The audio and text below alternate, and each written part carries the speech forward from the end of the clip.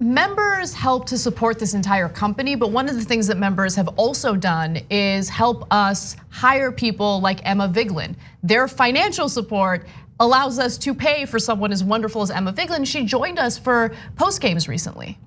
Yes, and in this clip, we're not only talking to Emma, but we're talking about Jake Tapper and how he realized, you know what? We don't actually have progressives on air. We found one, so we wanted to ask him questions. Watch. Recently, Jake Tapper admitted something that we've been arguing about on this show constantly, and it has to do with progressives making appearances on CNN. Take a look.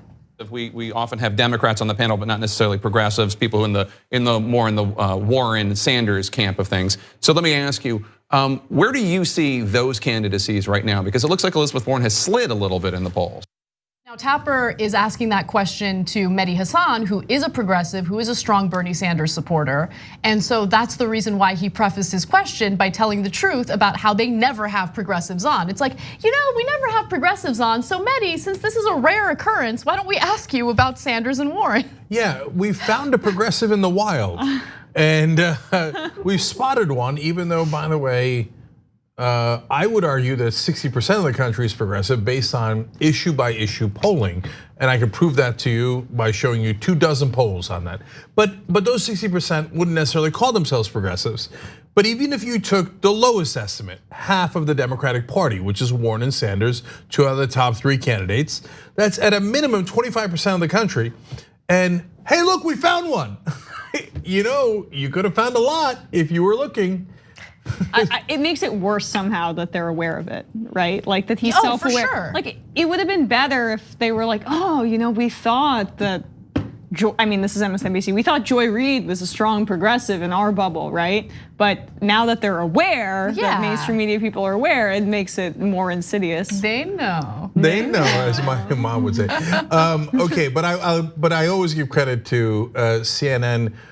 Because of Chris Cuomo, who actually has progressives on a regular basis, making him pretty much the only cable news show that does, including MSNBC, which is Emma's point. Yeah, definitely. We're gonna go to Mehdi Hasan's point in just a moment. But look, the thing that frustrates me is that guy, I forget his name, that I debated on Cuomo's show. Who the human thumb? The thumb with a face painted on it. He just lies. Like he just lies. Oh, there he is again. Yeah, what's his name again? I forget. Yeah. Who cares? Like the point is, they will invite known liars on their programs over and over again, right? Whereas progressives need to like fight their way, please do everything they can to come on, right? Yeah. But that guy is on regularly. Well, there's like this report that Shep Smith is, now that he's left Fox, he's in talks with the other outlets because they're like obsessed with this reasonable Republican who doesn't like Trump, but they'll never give a progressive a show. It's just this very niche 10% of the Republican Party that they wish was the entire Republican Party has the voice that they want to represent, but not the progressive one. Yeah, it's because those are the people they agree with most. Right. So they're like, Republicans who love tax cuts for the rich and deregulation and all of the horrible things that the Republican Party has done, minus Trump. They're like, yes, right? That is cable news demographic. It's the demographic that cable news hosts and executives are in. Let's keep it real. So whether they're corporate Democrats or these Republicans who are like, yes, we liked all of the crimes of the past, but Trump has gone just a little too far. But that's why they don't have progressives like us on, because we will tell them about the crimes of the past. So no, I don't forgive the Bush administration. No, sorry, no deal. Did they commit war crimes? Yes, they did. So catch anyone saying that on cable news, good luck. Did they torture people and was it a war crime? Yes, it was, they did. And I can go on, and they don't want us going on and on. They just, to them, it's not a, this is my argument, I hope I'm not wrong about it. I really don't think it's malicious. I think that it's groupthink.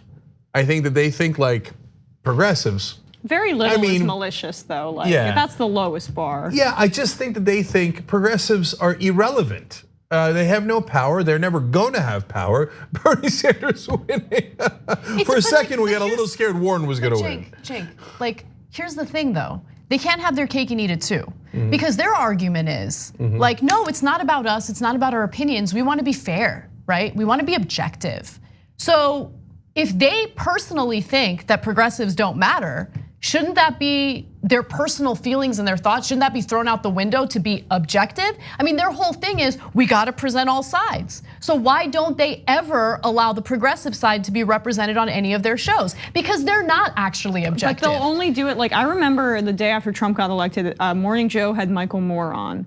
And they were like, wow, Bernie would have won. They really internalized it. And it was this cathartic segment where I remember thinking, wow, they might have just gotten it because this was so disastrous. Oh, then they went naive right. Emma. I know, I know.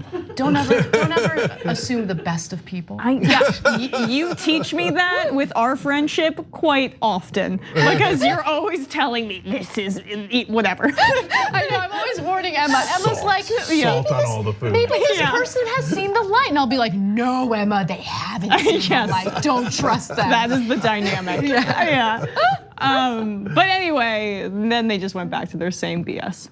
See? Yeah, right, you were right, I was wrong, whatever. No, but so one more thing about that. They privilege their own point of view so much that they think, what do you mean? It is the objective point of view. Yeah. And so if you're a progressive, you don't fit into that objective point of view because you disagree with us, the elite. And so they don't view themselves as the elite. And if you told them, they would be genuinely offended. In fact, some of them watch some of our videos and are genuinely offended. And so, but then you'll ask them obvious questions. Well, then why don't you ever have progressives on? And they'll be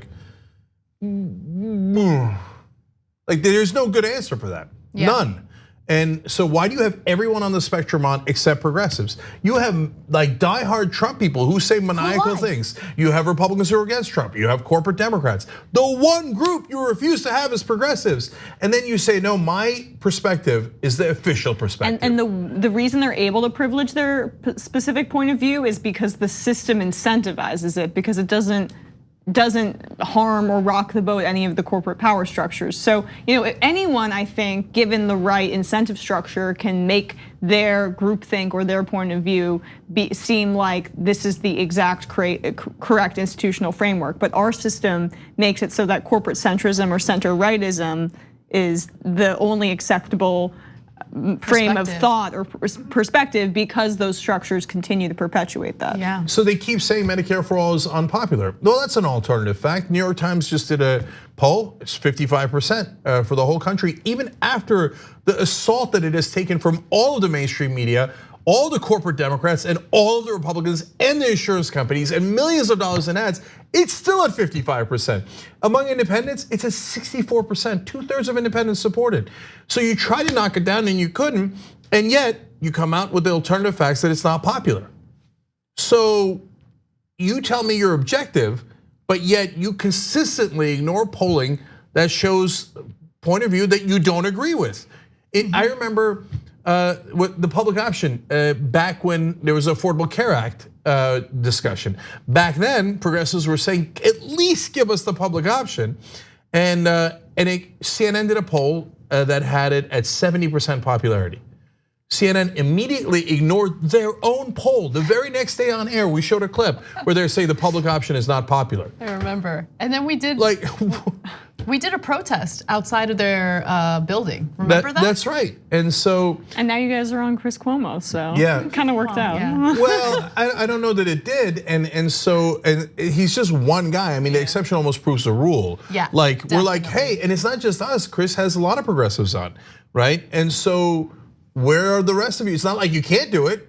And so, and when Bernie Sanders was shown to have a bigger lead on Trump than Hillary Clinton over and over again in every poll that was ever taken in 2015 and 2016, they ignored it and said the exact opposite, that Hillary Clinton was more electable. Why? Because in their groupthink, that was the only option. They found Bernie Sanders unconscionable and unacceptable to their point of view. So they did an alternative fact and said that he was unacceptable when the polling showed the exact opposite.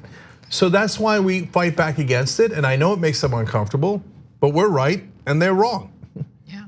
Those are facts.